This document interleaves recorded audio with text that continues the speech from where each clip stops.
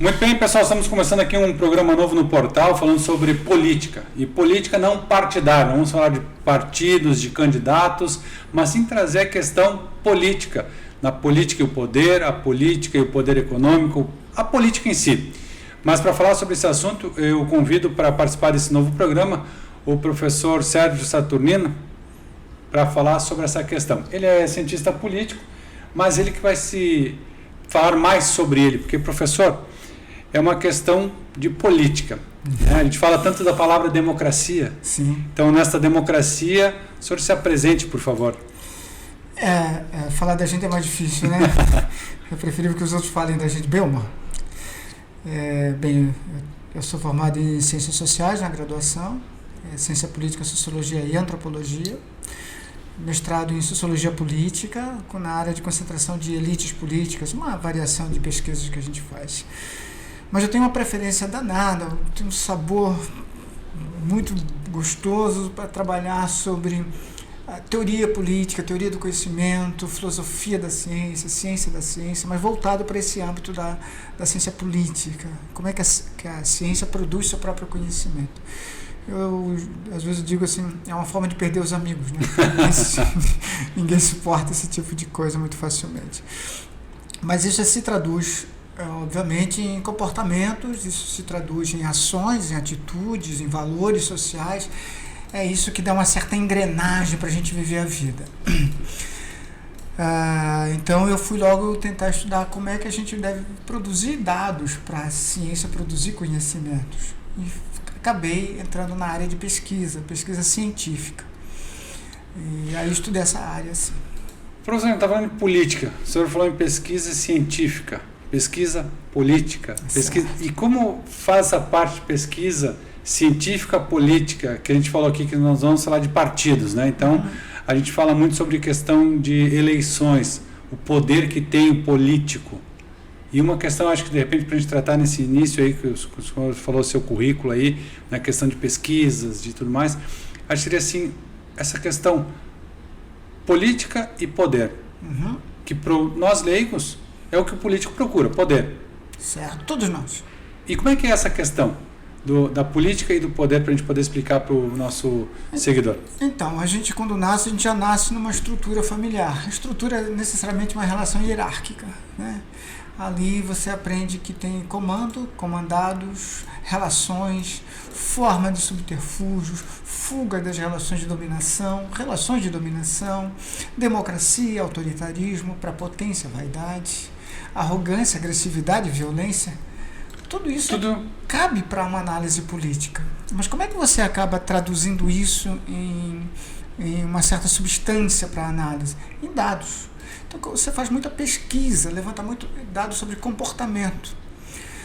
E aí tem os instrumentos de coleta de dados, entrevistas, questionários, essas medidas assim, para você fazer a mediação entre quem pergunta e quem responde, baseado num objetivo, uma meta, um alcance.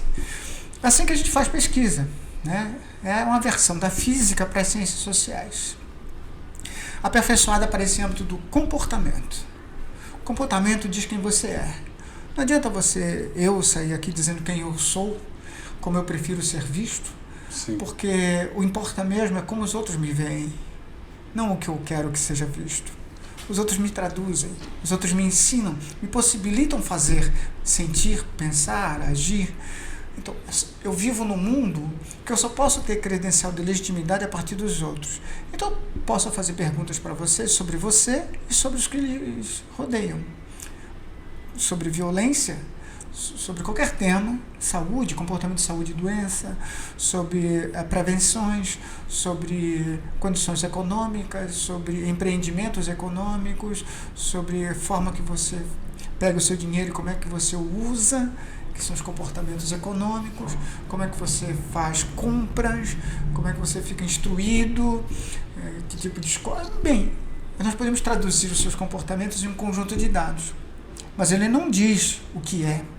Quando eu faço uma pesquisa por aí, os dados não me gritam o que são.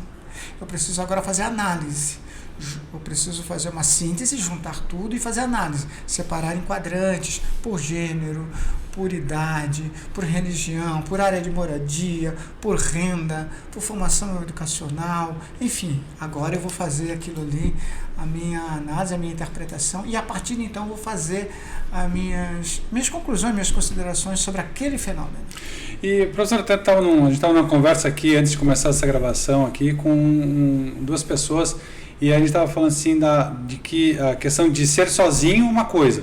A gente precisa aparecer, mostrar porque existe outra pessoa. Se não existisse outra pessoa, não teria o porquê de existir. Como é que é essa questão? Agora o pessoal está ficando, como assim não precisava existir? Existir nós ou comportamento? O que seria esse existir e deixar de existir nesse ponto?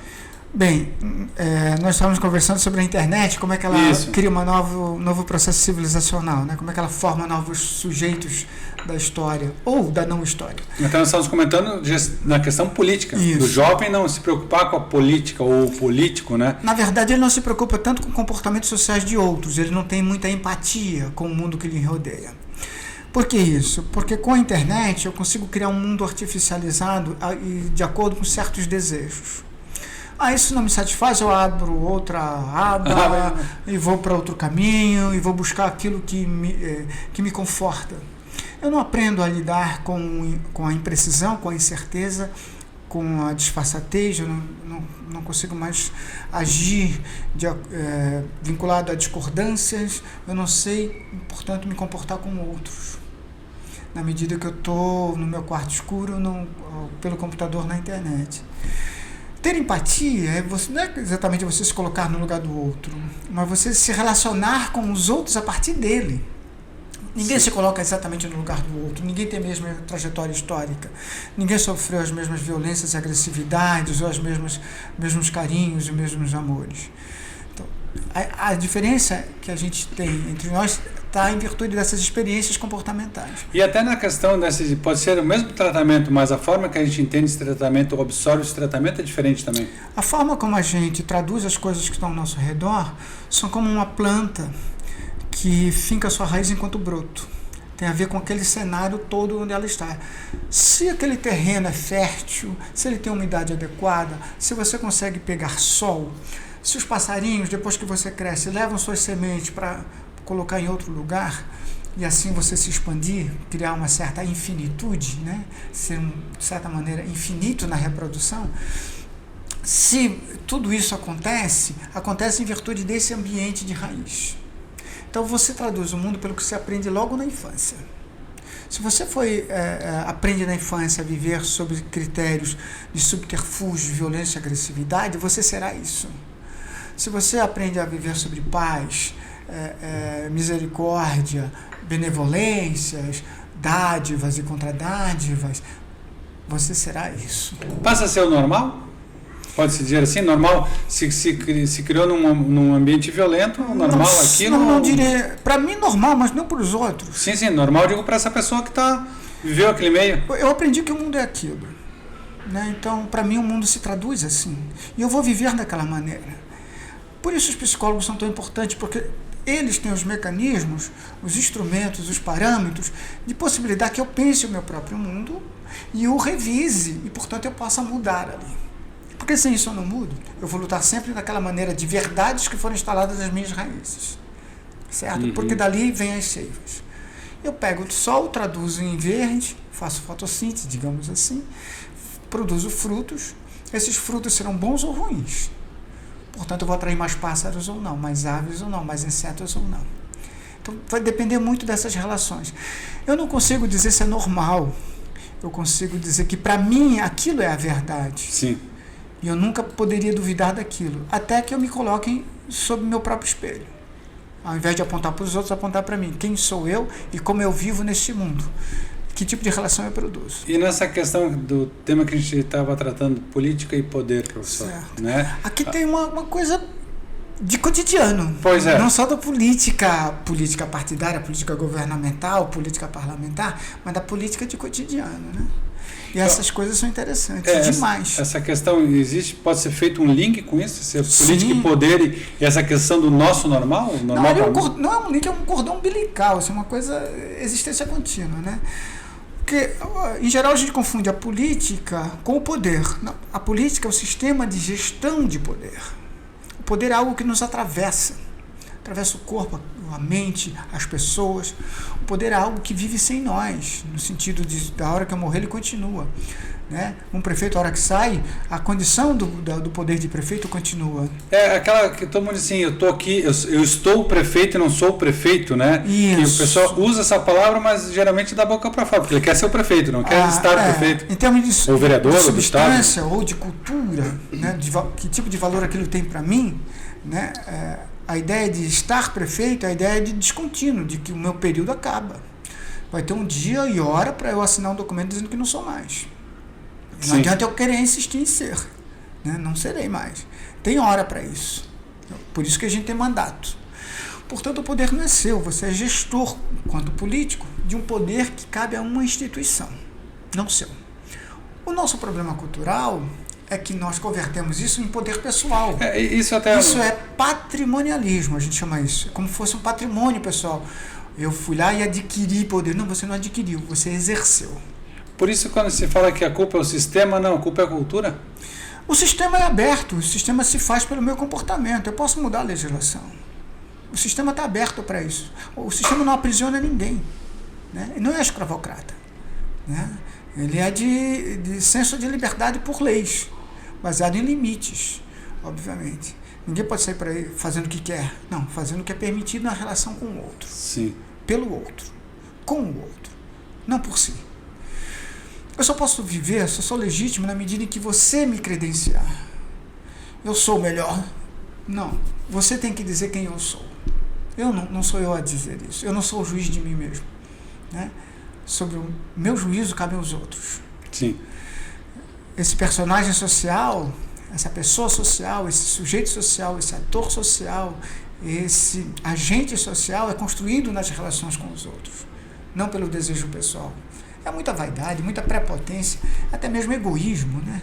Imaginar-se dono de si. Você não é dono de você mesmo. E querer se perpetuar neste cargo, ou neste meio também, é uma questão que a gente fala da política e do poder. Aí nasce o egoísmo.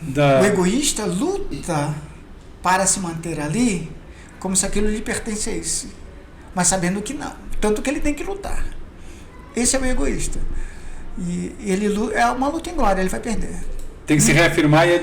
Os passarinhos todos dessa árvore vão sumir dali. Ninguém vai mais protegê-la. O sol não vai chegar. Não vai fazer mais a fotossíntese. E aí fica inanimado. Essa questão de política e poder é muito ampla, né, professor? A gente estava falando aqui nessa questão agora, já passa para a questão da cultura, do sistema, dos partidos. O sistema é uma máquina, é um carro. Mas a cultura é a dirigibilidade, é o motorista, as vias, as regras de trânsito, isso é a cultura.